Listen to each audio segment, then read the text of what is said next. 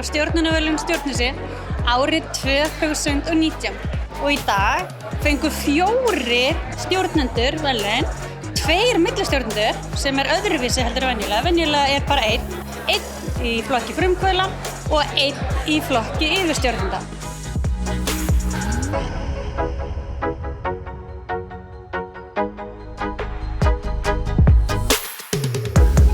Forsetinn á svæðinu og þetta einn af lykilþáttum Stjórnvísi í að vinna markvisst að faglegri stjórnun á Íslandi.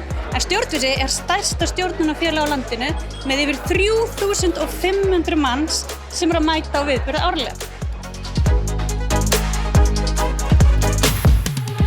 Við erum að standa fyrir ca. 100 viðburðum á hverju einasta ári og það eru 20 virkir faghópar sem að stýra öllum þessum flottu viðburðum.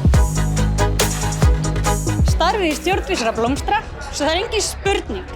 Bara komið, smellið ykkur með, verið með, kíkja á viðburð og sjáið allt þetta flotta sem að gerast í stjórnun á Íslandi í dag.